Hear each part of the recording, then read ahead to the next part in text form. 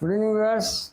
Today, let us see 150th, sorry, 151st lesson, grammar section, correct verb for the correct subject. அது வந்து எட்டாவது. In the last class, இல்லை, in the last time we saw 7th. இப்போ வந்து 8th.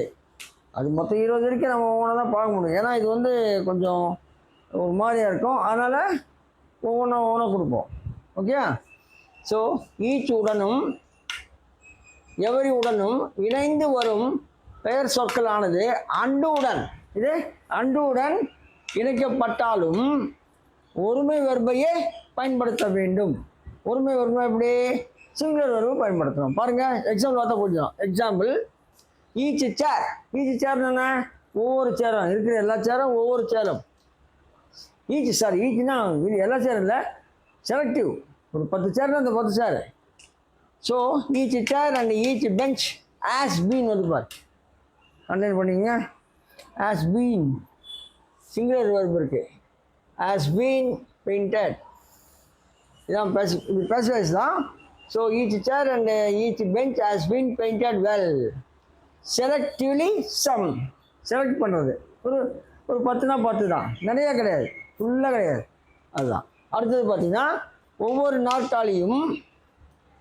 நாற்காலியும் மேசையும் நன்றாக வர்ணம் பூசப்பட்டிருக்கின்றதுன்னு அர்த்தம். அது குறிப்பிட்ட சில நாற்காலிகளும் மேசைகளும் அர்த்தம். குறிப்பிட்ட நாற்காலிகள் ஒரு 10 நாற்காலி, அவ்வளோதான், ஃபுல்லாக கிடையாது.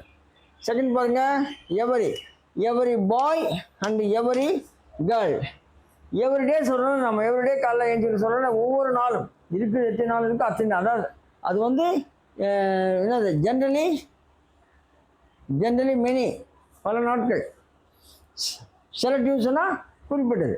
அதான் டிஃப்ரென்ஸ் இதுக்கும் அதுக்கும்.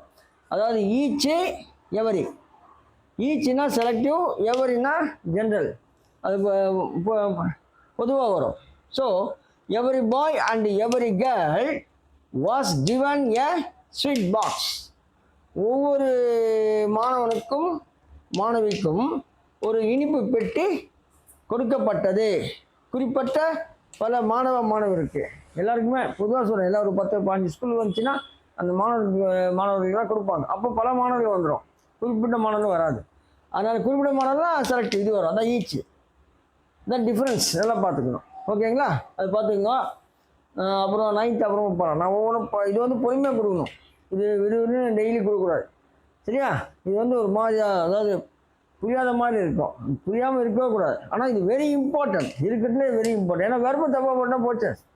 அதனால் வெர்பு கவனிக்கணும். சிங்குலர் தான் போடணும். அண்டு வந்தாலும், அண்டு வந்தால் ஆக்சுவலி நம்ம வந்து பன்மை போடுவோம், அது போடணும். அதாவது முத்து அண்டு கிருஷ்ணன் வந்தால் நம்ம அண்டு போடுவோம். சரி, அண்டு போட்டு பன்மை வெர்பு போடுவோம். இங்கே வந்து அப்படி போடக்கூடாது. அதுதான் லைனாக பார்க்கணும். அதை மொத்தம் ஒவ்வொன்றா பார்த்தா புரியும். நல்லா இன்ட்ரெஸ்ட்டாக தான் இருக்கும், நல்லா படிக்கணும். இது இன்ட்ரெஸ்ட்டாக படித்தா எல்லாமே தான் புரியும். ஸோ ஏன்னா தானே பார்த்தாக்க முடியாது. ஓகேயா? So class is over. இந்த நெக்ஸ்ட் கிளாஸ் நம்ம ஆன்மீகமோ ஏதாவது பார்ப்போம், சரியா? அடுத்தது இதுக்கு சென்டென்ஸ் தான் கொடுக்கணும். சென்டென்ஸ் செக்ஷனில் என்ன, அது சென்டென்ஸ் செக்ஷன் விடவே கூடாது, அது ரொம்ப நல்லாயிருக்கும். அதனால் சென்டென்ஸ் செக்ஷன் பார்க்கணும். So thank you. நீங்கள் என்ன பண்ணுங்கள், சப்ஸ்கிரைப் பண்ணுங்கள், ஷேர் பண்ணுங்கள், லைக் பண்ணுங்கள். தேங்க்யூ. அடுத்து ஆன்மீகம் பாடுவோம்.